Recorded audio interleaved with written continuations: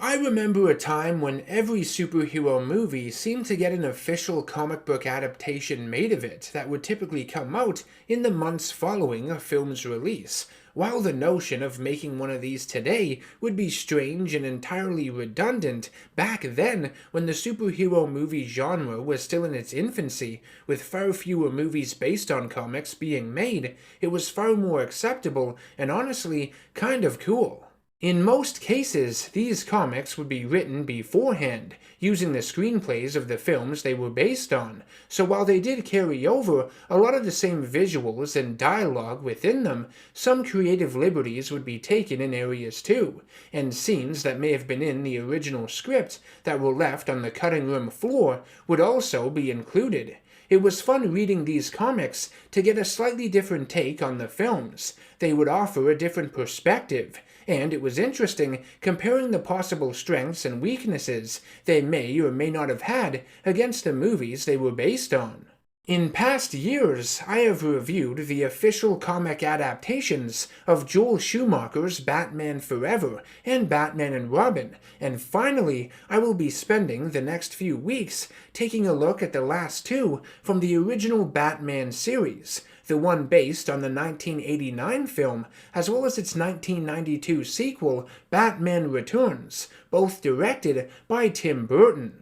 I will also be finishing it all off with a review of the recently released Batman '89 limited series that continued the events of the Tim Burton Batman universe, written by the screenwriter of those first two movies, Sam Hamm, and implemented a few of the ideas that would have more than likely made their way into a third Batman film had Tim Burton stayed on as director. I'm really excited to talk about that one because it's essentially the third movie we never got to see.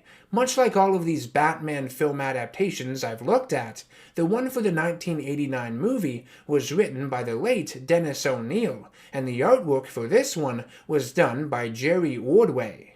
The story begins with an audience in a movie theater enjoying their popcorn, sodas, and other necessary snacks needed to watch a film. My go-tos are usually peanut M&Ms, Starburst, or Twizzlers. How about you? The image of them all sitting there is overlaid with a film reel, depicting the first few moments of the Batman movie, as if we, the audience, are being sucked into the narrative about to unfold, transported directly to the streets of Gotham City. The opening of the comic is pretty simple, but quite effective at the same time. We see a couple and their son take a back alley shortcut before they are robbed by a couple of muggers, an event very reminiscent of the origin of Bruce Wayne, minus all of the death and loneliness, of course. The muggers count their loot on a nearby rooftop and discuss the mysterious circumstances surrounding the death of another criminal named Johnny Gobbs, with the one crook believing it was the rumored bat creature that got him. The other criminal denies it, believing the Batman is just a myth, that is, until the vigilante appears before them, taking out the one in the toque and then holding the one wearing the cap over the edge of the rooftop. Instead of just saying, "I'm Batman," like in the film, the Caped Crusader intimidates the punk by calling him Rat Breath and to tell the rest of his friends that he owns the night. As the police and paramedics tend to the injured criminals, loading them up into an ambulance, GCPD Lieutenant Max Eckhart is approached by Gotham Globe reporter Alexander Knox, who has been investigating the Batman story in Gotham. Eckhart refuses to comment, but back at the Globe, Knox is introduced to a photographer who had recently arrived in Gotham named Vicky Vale. She intends to take pictures of the supposed bat creature, and having been invited to a fundraiser held at the home of billionaire Bruce Wayne, she and Knox plan on going there to interview Police Commissioner James Gordon and ask him if the Batman really does exist. We cut to the headquarters of mob boss Carl Grissom, who has many of the GCPD officers, most notably Lieutenant Eckhart, on his payroll. Grissom sends his second-in-command, Jack Napier, to access chemicals, and tasks him in destroying any incriminating evidence against him there. Grissom secretly plans on double-crossing Napier, though, having him killed by police for sleeping with his mistress, Alicia. At Bruce Wayne's fundraiser event, Wayne is forced to leave his guests abruptly when the hidden cameras in his manor pick up a discreet conversation between Commissioner Gordon and one of his officers. There has been an anonymous tip sent in by Alicia that Axis Chemicals is being cleaned out by Napier and his men. Grissom had forced Alicia to throw her lover under the bus, a cruel little change this comic makes. It was Grissom who made the call in the film. At the plant, an unauthorized police operation is being conducted by Eckhart, and he orders his officers to shoot Napier on sight. Commissioner Gordon arrives and reverses that order, telling them to bring Napier in alive, or there'll be hell to pay. Batman reaches the plant and fights his way up to Napier. A bullet fired from the criminal's gun ricochets off Batman's cape and grazes Napier's face. Jack then plummets into a large vat of acid below the catwalk they were on. In the comic, Batman reaches out for Jack's hand, but is unable to grab hold in time, unlike in the movie when his grip weakens, which is why Napier eventually falls. The Dark Knight manages to evade police capture with the help of a few smoke pellets, and Commissioner Gordon orders his men to keep a lid on everything they just saw. Napier would survive his chemical bath and visit a cheap surgeon to have his disfigurement repaired. Unfortunately, the scarring is not just surface level. Not only does he now have an evil fixed grin, but a maniacal personality to boot. Calling himself the Joker, Napier confronts Grissom and murders him for selling him out to the cops. The blood on Grissom's newspaper is colored purplish pink and not red like in the film, which is pretty weak. Having taken over Grissom's operation, the Joker begins using the resources at Axis Chemicals to create a line of hygiene products using a deadly chemical called Smilex that kills anyone that comes in contact with it, causing them to laugh hysterically and give them a permanent grin, again and again.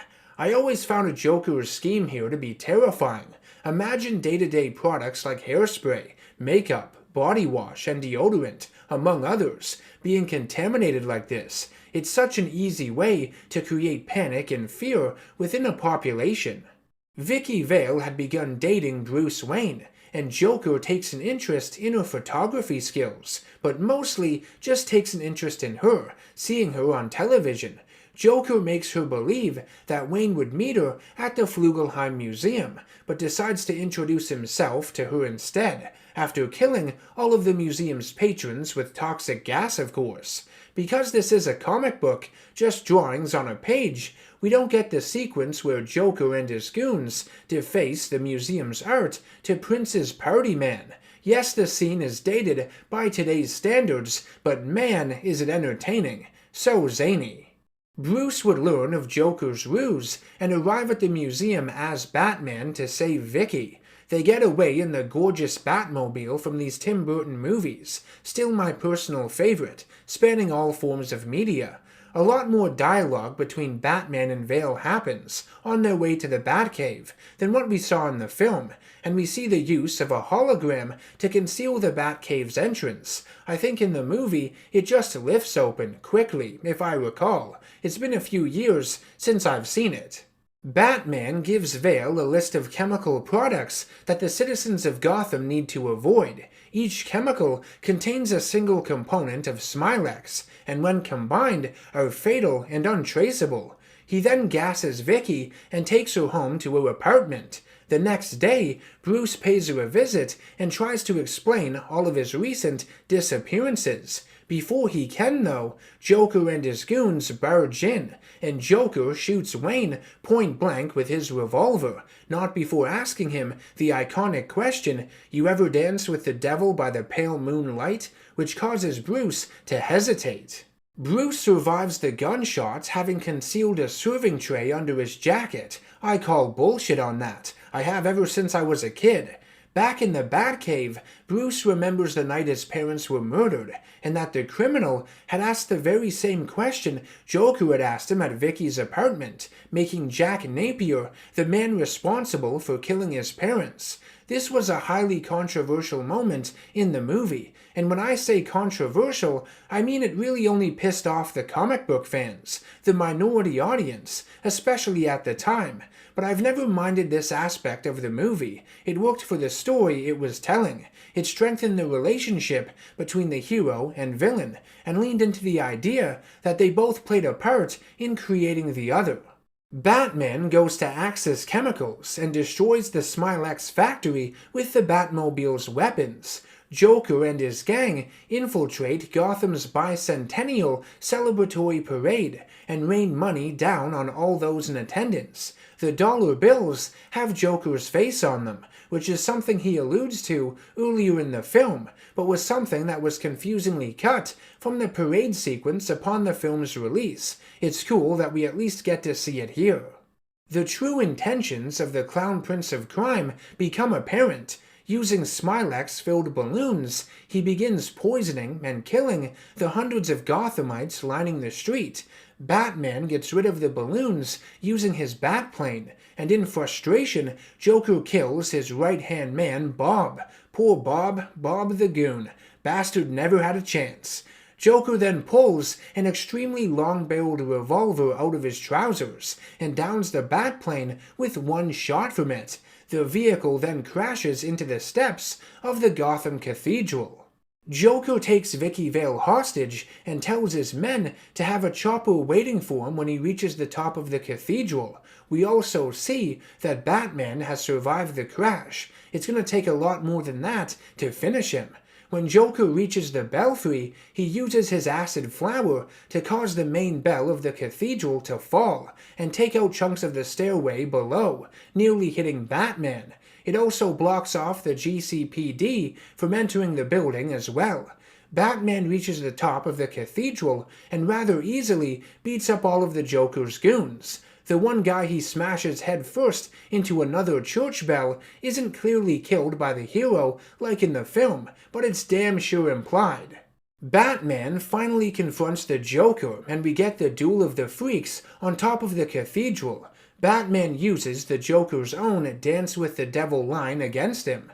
The villain says Batman made him by dropping him into the vat of chemicals, but Batman says the Joker made him first. At that point, the Joker calls Batman childish, playing the blame game. Joker is punched off the edge of the cathedral, despite putting on a pair of spectacles, and seemingly falls, but instead grabs hold of Batman and Vale and pulls them over the edge as well. Joker's men arrive via helicopter and throw down a rope ladder for their boss to climb. He does so, but Batman manages to attach one of the gargoyles to Joker's leg, using what the media have started referring to as batarangs, this one being attached to a rope. I like that the comic actually gives them a name. The gargoyle detaches from the cathedral, and unable to bear the weight of it, the Joker lets go of the ladder and falls to his death. Something I like about this sequence in the comic is that it shows all three characters falling, like they are in slow motion, with Batman saving Vicky, smashing through one of the cathedral's windows, as the Joker continues to fall beyond them, to his demise. The police seemingly find the body of Batman lying alongside the Joker's, but it's revealed to just be his cape and cowl covering Alexander Knox that Batman had thrown down in order to escape the police. It's a really weird and unnecessary addition the comic makes, but one that was apparently in the film's original screenplay, which is why it was included here. I'm glad it was cut from the final film though. It doesn't make a whole lot of sense to have it. The following day, Commissioner Gordon addresses the rumors of a Batman in Gotham and reveals them to be true. He also received a letter from the vigilante stating his promise to protect the city. Whenever Gotham and its citizens need him, they can simply call him, using his symbol. The official comic adaptation of the 1989 Batman film is one of the stronger ones I've looked at on the channel.